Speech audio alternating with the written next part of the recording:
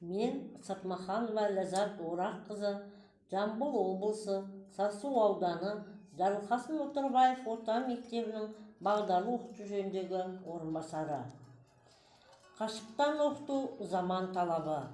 Бірлесе білген ел бәрін жеңеді.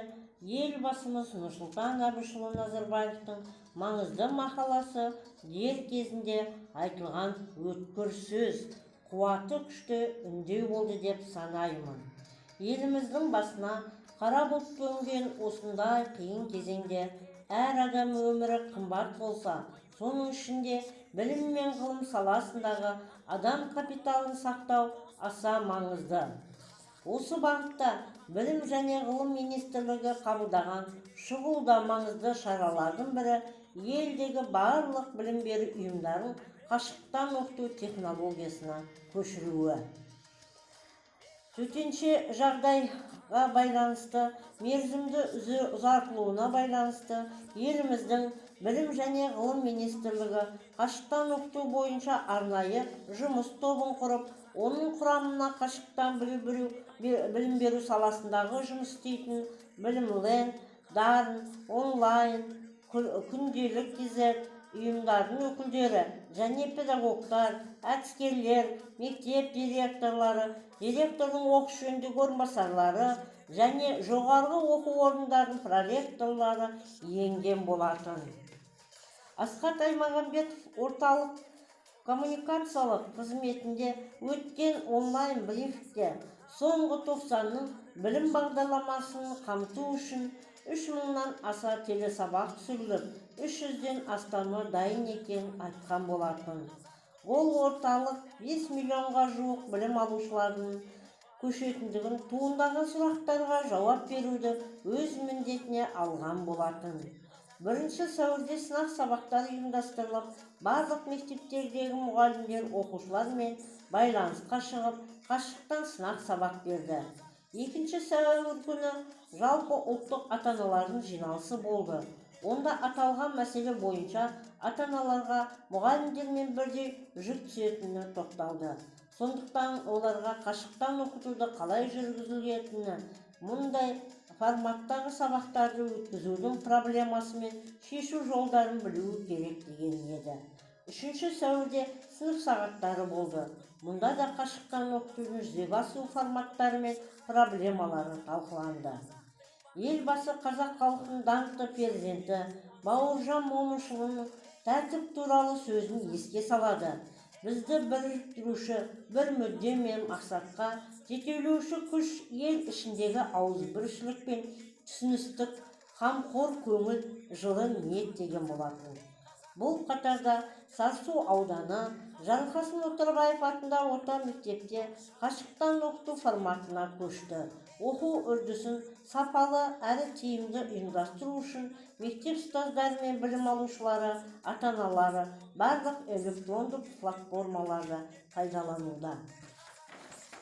Оқыту форматы балапан және ел арнасы телеарналарынан бейне сабақтар көру арқылы, сонымен қатар Zoom, Google, Classroom, күнделік кезет, Білімлен, Дарын, Telegram платформаларын қолдану арқылы ұйымдастырылуда. YouTube желісінде мұғалімдердің бейне сабақтары, тәрбие сағаттары, челлендждері мектептің сайтына ақпараттық ресурстарға салынған болатын.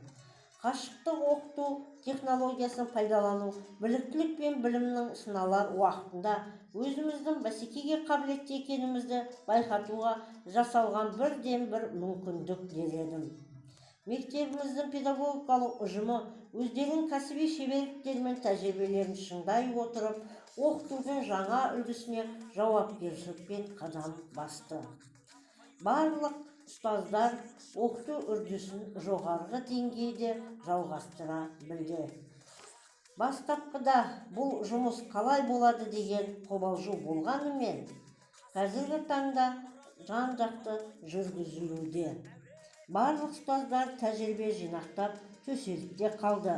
Қашықтан оқыту барысында мұғалімдер, оқушыларда өзара білім алмасу үдерістерін үздіксіз жалғастырып келеді. Қашықтан оқыту әлі жалғастыруда. Сондықтан министрдің тарапынан қабылданған әрбір шешім мен хабар міндетті түрде ұстаздар мен ата-аналарға, оқушыларға жеткізіледі. Сондықтан заман талаптарына сай технологиядан хабары бар, көзі ашық оқушыларды қалыптастыру мақсат етеді. Егеменді еліміз мәңгілік мұраттары жолындағы болашаққа беттеп барады. Біздің білім ордамыз ұстаздары өздерінің жан жүрегінің шапағатымен балаларға әлем нұрлы әлемге айналдыруда. Білім беру ел болашағы үшін аса жауапты үрдіс. Мұндай жағдайда саналы ең бастысы нәтижелі білім беру үрдісін ұйымдастыру керек болды. Осы орайда Жарылқасын Отарбаев орта мектебінің педагогикалық ұжымы өздерінің кәсіби шеберліктері мен тәжірибелерін шыңдай отырып, оқытудың жаңа үлгісіне жауапкершілікпен қадам басты. Ұжымдағы әр ұстаз өздерінің шәкірттеріне, ата-аналарына бағыт-бағдар, түсіндірме жұмыстарын жоғарғы деңгейде жүргізіп, оқыту мен оқу үрдісін жалғастыра білді. Қысылтаяң уақытта бір жеңмен қол, бір жағадан бас шығара отырып, ұйымшылықпен жұмыс атқарудамыз. Ұжымымыздың ұстаздарына қиыншылықты ескеруіне мүмкіндік берді. Білім және ғылым министрі Асхат Аймағамбетов бастаған министр өкілдеріне, облыстық білім басқармасына, аудандық білім басқармасына алғысымыз шексіз.